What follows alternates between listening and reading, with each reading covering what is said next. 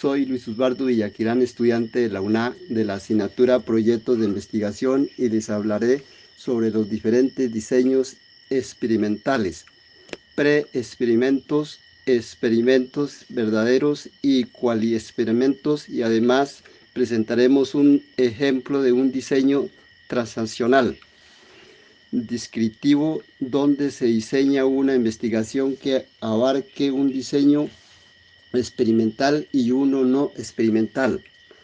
La tipología de los diseños experimentales se divide en tres: experimentos, experimentos verdaderos y cuali-experimentos. Los pre-experimentos se caracterizan por la presencia de grupo control en algunos casos. No hay selección aleatoria de sujetos. No hay asignación aleatoria de los sujetos a los grupos, ni hay asignación aleatoria de los tratamientos a grupos. Además, existe un bajo grado de control sobre variables externas. Su tipo de diseño es cuantitativo, experimental, que corresponden a estudios para cuyo desarrollo se buscan o se requiere examinar el comportamiento de los fenómenos o hechos a partir de la operación de cambios intencionados en la variable que los componen. Su simbología es G igual el grupo de sujeto, X igual el tratamiento, estímulo o condición experimental, y O igual medición de los sujetos de un grupo, ya sea prueba, cuestionario, observación.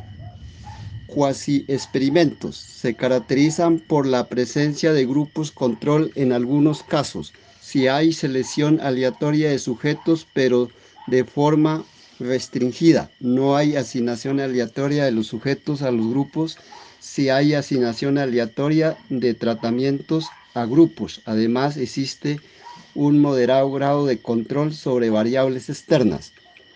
Su tipo de diseño también es cuantitativo, experimental. Su simbología es A igual a asignación aleatoria de las unidades de análisis a los grupos testigos, y experimental. P igual parámetro aleatorio. G igual a grupo o GC igual a grupo control. GE grupo experimental. X igual a tratamiento experimental. Un guión es a la ausencia de tratamiento experimental, o 1 igual pre-prueba, medición previa al experimento, o 2 igual post-prueba, medición posterior al experimento. Experimentos verdaderos se caracterizan por la presencia de grupo control en algunos casos. Si hay selección aleatoria de sujetos, hay asignación aleatoria de los sujetos a los grupos. Hay asignación aleatoria de tratamientos a grupos. Además, existe un alto grado de control sobre variables externas. Su tipo de diseño también es cuantitativo, experimental. Su simbología es X igual variables independientes, O igual variable dependientes, G igual grupos y R igual seleccionados al azar. Ahora veamos qué es un diseño no experimental. El diseño no experimental se basa en categorías, conceptos, variables, sucesos, comunidades o contextos que se dan a la investigación directa del investigador, es decir, sin que el investigador altere el objeto de la investigación. En la investigación no experimental se observan los fenómenos o acontecimientos tal y como se dan en su contexto natural para después analizarlos. En un estudio no experimental no se construye ninguna situación, sino que se observan situaciones ya existentes.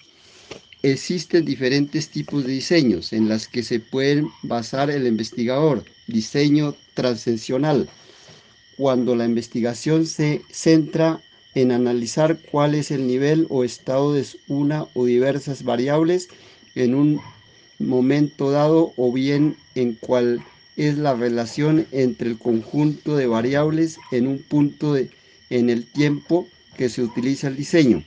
transaccional. En este tipo de diseño se recolectan datos en un solo momento o en un tiempo único o en momento dado. Diseño longitudinal. Se emplea cuando el interés del investigador es analizar cambios a través del tiempo en determinadas variables o en las relaciones entre estas.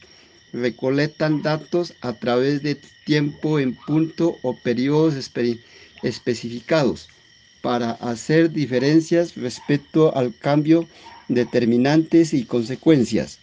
Un ejemplo de diseño trascensional es investigar el número de empleados y desempleados y subempleados en una ciudad durante el mes de junio del 2020.